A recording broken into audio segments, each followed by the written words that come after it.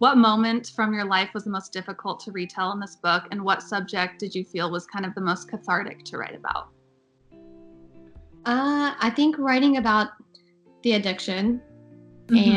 and being suicidal, and the abortion was the hardest parts to write about. The mistakes that I've made in my past, sharing that with the entire world I had a lot of fears that came up, but it ended up being so therapeutic for me because I was able to relive those and feel those emotions, and even work through those, like, all right, and forgive myself even throughout that process.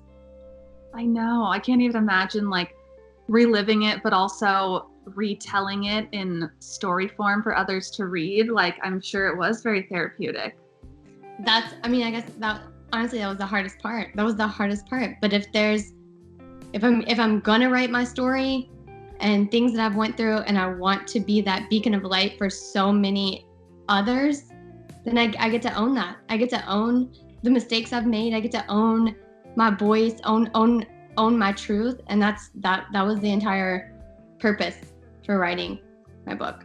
Yeah. And obviously, like, reliving all of your difficult experiences, what is one of any of those that you most regret, would you say?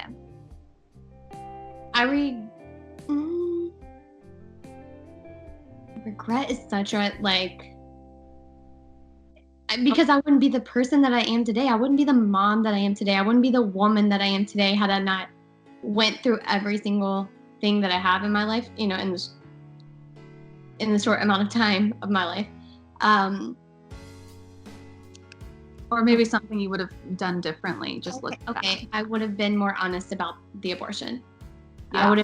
I would have owned that then and been 100% honest, been more, considerate. So that's probably, and even about my journey in general, just holding myself accountable and holding myself high for my journey. Mm-hmm. I know. Gosh. And people, I mean, reliving all of your difficult experiences, like, people can really be tough to you online because you've been so generous and, like, just generous enough to let people into your life, all of us as fans, for so long. And especially with this book, obviously, what do you say to the people who critique you online and who see you being honest in this book as an even more extended invite to openly critique you? I'm prepared. If I would have wrote this book 3 years ago, maybe I wouldn't have been prepared. But I'm 100% ready to own my story, own the things that I've been through, and share that with the world. So I'm ready for whatever is meant to come my way. I know there's going to be critics. I know there's going to be backlash. And that's okay. That's okay. Everyone has a right to however they're feeling, but they also have a right to their choice, their journey, their path, and whatever that may be, without judgment. So, I'm owning it, and I'm ready for whatever comes after, Gosh, obviously 2 extremely traumatic events that happened in your life that you talk about are the abortion and suicide attempt. What was the hardest part about reliving both those experiences when writing, would you say?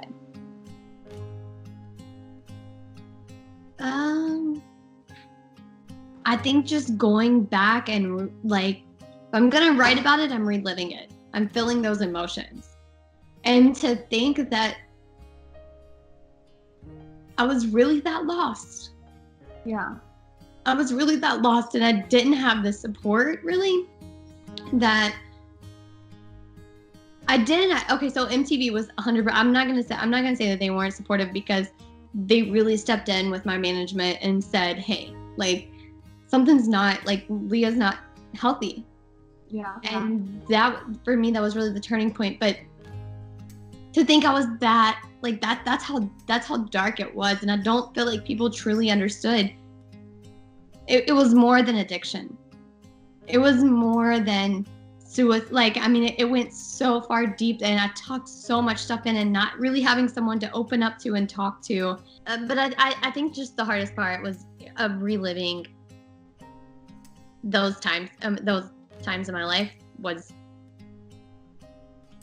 just going back and connecting with how I felt in those moments, and realizing that I was really in a dark place. I mean, I realizing that I could not possibly be, I wouldn't be here today.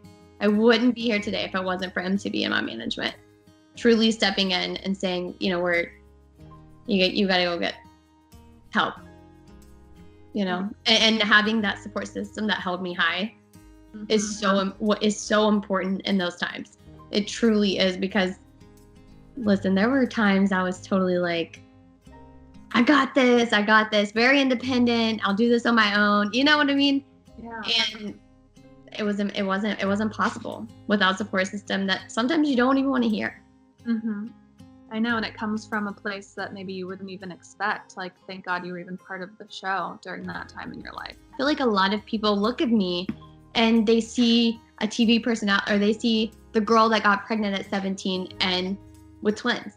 They don't know, like they truly didn't know me.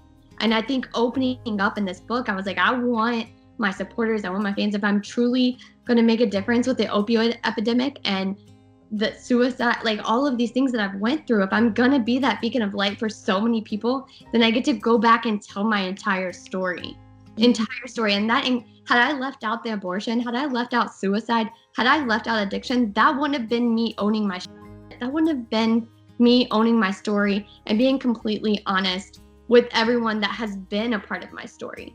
So that's why it was so important to me to finally connect with that and be honest, be real, be raw, and no one's gonna connect. Like, I don't see how anyone would relate to something if I'm like trying to fake perfection, because we're all perfectly imperfect.